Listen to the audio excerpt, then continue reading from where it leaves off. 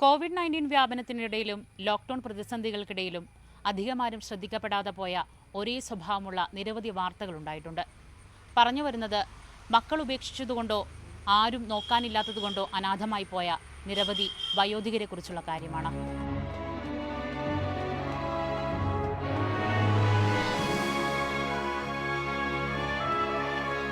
എറണാകുളം കോതമംഗലത്തെ കോട്ടപ്പടിയിൽ വൃദ്ധമാതാവിനെ നിലവറയ്ക്ക് സമാനമായ മുറിയിൽ ഒറ്റയ്ക്ക് പാർപ്പിച്ചു എന്ന് കാണിച്ച് RDOയ്ക്ക് ഒരു പരാതി ലഭിക്കുകയുണ്ടായി. അന്വേഷിച്ചു ചെന്നപ്പോൾ ആഡംബര തുല്യമായ വീട്ടിൽ നിലവറയ്ക്ക് സമാനമായ മുറിയിൽ തനിച്ചു താമസിക്കുന്ന ഒരമ്മയെ കണ്ടെത്തി.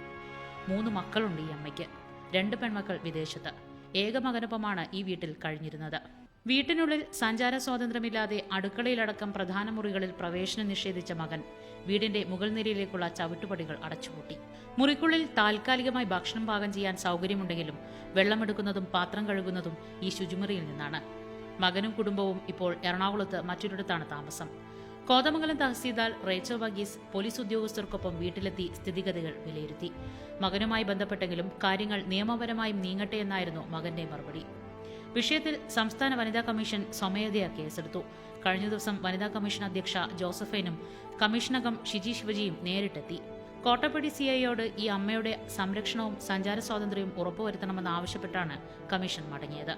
സംഭവത്തിൽ ആരോപണ വിധേയരായ മകനെയും മരുമകളെയും ഉടനെ കമ്മീഷൻ വിളിച്ചു വരുത്തും. RDOയോട് വിഷയത്തിൽ വിശദമായ റിപ്പോർട്ടും തേടിയിട്ടുണ്ട്. ഇനി പറയാൻ പോകുന്നത് മക്കളുപേക്ഷിച്ച് വീട്ടിലൊറ്റപ്പെട്ട ബീരാവുവിന്റെയും ആരൂരുമില്ലാതെ ക്ഷേത്രനടയിൽ അഭയം തേടിയ കേശവൻ നായരുടെയും ജീവിതമാണ്. ഇവർ രണ്ടുപേരും ഇന്നിപ്പോൾ കോതമംഗലത്തെ പീസ് വാലി എന്ന സന്നദ്ധ സംഘടനയുടെ സ്ഥാപനത്തിൽ സമാധാന ജീവിതം ആരംഭിച്ചിട്ടുണ്ട്. എങ്കിലും ഇവർ പിന്നിട്ട ദുരവസ്ഥ പറയാതിരിക്കാനാകില്ല. എറണാകുളം കടുങ്ങല്ലൂർ ഗ്രാമപഞ്ചായത്തിൽ ഏലുക്കുര മാമ്പായിപ്പറമ്പ് ലക്ഷം വീട് കോളനിയിൽ ബീരാവുവിനെ മക്കളുപേക്ഷിച്ചു പോയതാണ്. 1 മാസം മുൻപ് ഭാര്യ മരണപ്പെട്ടതോടെ ഭക്ഷണവും പരിചരണവും ലഭിക്കാതെയായി. വിവാഹിതരായ 2 പെൺമക്കളും ഇദ്ദേഹത്തെ സംരക്ഷിച്ചിരുന്നില്ല. അയൽവാസിയായ സ്ത്രീയാണ് ഇടയ്ക്ക് ഭക്ഷണം എത്തിച്ചിരുന്നത്. ഈ വീട് 4 സെന്റ് സ്ഥലത്ത് പഞ്ചായത്ത് നിർമ്മിച്ചു നൽകിയതാണ്. കാഴ്ച പരിമിതിയുള്ളതിനാൽ പരസഹായമില്ലാതെ ഭക്ഷണം കഴിക്കാനോ പ്രാഥമിക കാര്യങ്ങൾ ചെയ്യാനോ കഴിയാത്ത അവസ്ഥയിലാണ് ബിരാവു കഴിഞ്ഞിരുന്നത്. ഇദ്ദേഹത്തിന് ലഭിച്ചിരുന്ന പെൻഷനും മറ്റ് ആനുകൂല്യങ്ങളും മക്കളാണ് വാങ്ങിയിരുന്നത്.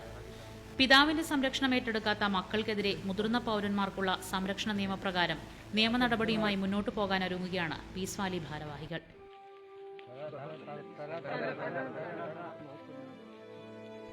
ഇത് കേശവൻ നായർ. കോതമംഗലം തങ്കളത്തിന് സമീപം കരിപ്പൻചിറ വനദുർഗാദേവി ക്ഷേത്രത്തിനോട് ചേർന്ന ഷെഡിലായിരുന്നു അഭയം തേടിയിരുന്നത്. ചെറുവട്ടൂർ സ്വദേശിയാണ് ഇദ്ദേഹം. അവിവാഹിതനാണ്. തൊട്ടടുത്ത അങ്കണവാടിയിലെ ടീച്ചറാണ് നാളുകളായി ഭക്ഷണം നൽകിയിരുന്നത്. പല ദിവസങ്ങളിലും ഇതും ലഭിക്കാറില്ലായിരുന്നു. കാലവർഷം ആരംഭിച്ചതോടെ മഴയിൽ കുതിർന്ന് ദയനീയമായ അവസ്ഥയിലാണ് കേശവൻ നായർ കഴിഞ്ഞിരുന്നത്. ഇദ്ദേഹത്തിന്റെ ദുരവസ്ഥ അറിഞ്ഞ കോതമംഗലം MLA ആന്റണി ജോണാണ് നെല്ലിക്കുഴിയിലെ പീസ് വാലിയെ വിവരമറിയിച്ചത്.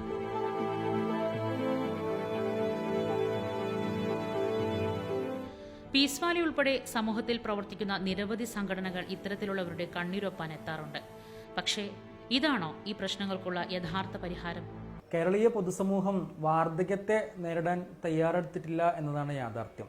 സേവന മേഖലയിൽ പ്രവർത്തിക്കുന്ന പീസ് വാലി പോലുള്ള സ്ഥാപനങ്ങളെ നിലവിലുള്ള നിയമത്തിൽ ആവശ്യമായ ഭേദഗതികൾ വരുത്തിക്കൊണ്ട് സർക്കാർ എംപാനൽ ചെയ്യുകയും ആവശ്യമായ സാമ്പത്തിക സഹായം നൽകിക്കൊണ്ട് മറ്റാരുടെയും ഇടപെടലില്ലാതെ തന്നെ സാമ്പത്തികമായി പിന്നോക്കം നിൽക്കുന്ന ആളുകളെയും പാർശ്വവൽകൃതരെയും ഏറ്റെടുത്ത് അവരുടെ വാർദ്ധക്യകാലത്ത് സംരക്ഷിക്കാൻ സഹായിക്കുകയുമാണ് ഇതിനുള്ള ഏക പരിഹാരം. വയോധികരെ ഉൾക്കൊള്ളാൻ കഴിയാത്ത മാനസികാവസ്ഥയിലേക്ക് നമ്മൾ എത്തുന്നത് എന്തുകൊണ്ടാണ്?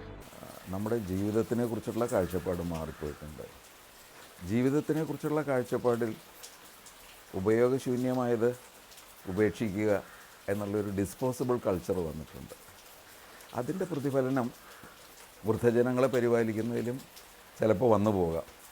വാർദ്ധക്യമായി കഴിഞ്ഞു കഴിഞ്ഞാൽ ആശ്രയത്വം വേണം എന്നുള്ള രീതിയിലാണ് നമ്മുടെ ഒരു സംസ്കാരം നിലനിൽക്കുന്നത്.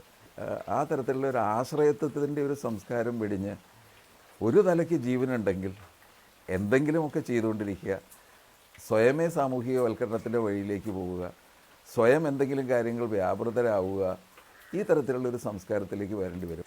ഇനി അല്പസ്വല്പം ഭാരമായി കഴിഞ്ഞാലും അവരോട് കുറേ കൂടെ ആർദ്രമായിട്ടുള്ള സമീപനം തന്നെയാണ് ഇളം തലമുറ സ്വീകരിക്കേണ്ടത്. ഇത് സാറയുടെയും ബീരാവുവിന്റെയും കേശവൻ നായരുടെയും മാത്രം കാര്യമല്ല. അന്വേഷിച്ചിറങ്ങിയാൽ നമുക്ക് കാണാനാകും വാർത്തയാക്കപ്പെടാത്ത നിരവധി ജീവിതങ്ങൾ വേറെയും.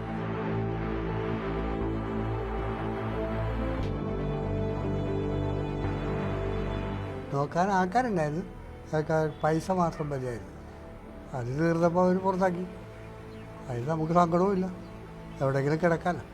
അപ്പം ഞാൻ ആർക്കും പരാതി കൊടുത്തിട്ടില്ല, അത് കൊടുക്കുകയില്ല. അത് ദൈവത്തിനോട് പരാതി കൊടുക്കാം, പഠിച്ചവനാണല്ലോ എല്ലാം. അല്ലാണ്ട് നമ്മളിപ്പോൾ പോലീസിൽ പരാതി കൊടുത്തു, അവരെ കൊണ്ട് എന്തെങ്കിലും ചോദ്യം ചെയ്തു, ആ സങ്കടവും നമ്മൾ തന്നെ കണ്ടേ. അതിലും ഭേദം നമ്മൾ നേരിട്ട് പഠിച്ചവനോട് പറഞ്ഞാൽ മതി. അവരെയൊക്കെ നല്ല ഇതിലൊക്കെ വളർത്തിയ മക്കളാണ്. പക്ഷെ അവർക്ക് പഠിച്ചൊന്നും തോന്നിക്കാത്തതിന് എന്ത് ചെയ്യാനാണ്, തള്ളേന് തന്തേനെന്നുള്ള ചിന്തയില്ലല്ലോ. അതൊക്കെ ചിന്തിച്ചിട്ട് എൻ്റെ മനസ്സ് ഭയങ്കര വേദനിച്ചിട്ട് ആരോടും സംസാരിക്കുകയില്ലൊന്നുമില്ല. എപ്പോഴും എനിക്ക് പ്രയാസം മാത്രമുള്ള, ആരോടും കൂടുതൽ സംസാരിക്കലില്ല. സഹിക്കാൻ പറ്റില്ല. നമ്മൾ ഇത്രയൊക്കെ മക്കളെ വളർത്തിയെടുത്തിട്ട് പിന്നെ നമ്മളെ നോക്കിയില്ല, നമുക്ക് കൂടുതൽ പ്രയാസം ഉണ്ടാവുമല്ലോ. മോളാണ് ഇടയ്ക്ക് വന്ന് അന്വേഷിക്കുക, മോളാണ് വന്ന് അന്വേഷിക്കുകയൊക്കെ ചെയ്യേണ്ടത്. അവർക്ക് വലിയ കഴിവൊന്നും അതിനില്ല, എന്നാലും അത് വന്ന് അന്വേഷിക്കുകയൊക്കെ ചെയ്യും. ബന്ധുക്കളൊക്കെ ഉണ്ടായിരിക്കും, മറന്നൊക്കെ പോയി. വയോജനങ്ങൾ പീഡിപ്പിക്കപ്പെടുന്നതും ഉപേക്ഷിക്കപ്പെടുന്നതും മാധ്യമങ്ങളിൽ നിത്യവാർത്തയാവുകയാണ്. സ്വന്തം മക്കൾ സ്വത്തിനുവേണ്ടി വൃദ്ധസദനങ്ങളിലേക്ക് പുറന്തള്ളുന്ന ദുരവസ്ഥ. ഇന്ന് യുവത്വത്തിന്റെ ചുറുചുറുക്കിൽ ജീവിക്കുന്നവർ അറിയാനായി ഒരു കണക്ക് പറയാം. കേന്ദ്ര ജനസംഖ്യാ കമ്മീഷൻ ഏറ്റവും ഒടുവിൽ പുറത്തുവിട്ട കണക്കാണ്. കേരളത്തിൽ 2036 ആകുമ്പോഴേക്കും ജനസംഖ്യ 3.69 കോടിയിലെത്തും. കുട്ടികളുടെയും യുവാക്കളുടെയും മധ്യവയസ്കരുടെയും എണ്ണം ഓരോ വർഷവും കുറയും. പ്രായമായവരുടെ എണ്ണം കൂടുകയും ചെയ്യും. പുരുഷന്മാരുടെ ശരാശരി ആയുസ് നിലവിൽ 72 അല്ലെങ്കിൽ 73 വയസ്സ് എന്നത് 75 ആകും. സ്ത്രീകളുടേത് 80 കൂടും. ഇത് നിലവിൽ 78 79 ആണ്. ജനനനിരക്ക് കുറയുകയും ആയുർദൈർഘ്യം കൂടുകയും ചെയ്യുന്ന സാഹചര്യം ഉണ്ടാകുമെന്ന കണക്കുകളാണ് കേന്ദ്ര ജനസംഖ്യാ കമ്മീഷൻ പുറത്തുവിട്ടിരിക്കുന്നത്. അമ്മയ്ക്ക് വേണ്ടിയും അച്ഛനു വേണ്ടിയും സ്ത്രീക്ക് വേണ്ടിയും പുരുഷനു വേണ്ടിയും പ്രത്യേക ദിനം തന്നെ ഉണ്ടാക്കി ആഘോഷിക്കുന്നവരുടെ ഇടയിലാണ് ഈ മോശപ്പെട്ട വാർത്തകളെല്ലാം തന്നെ ഉണ്ടാകുന്നത് എന്നോർക്കുക.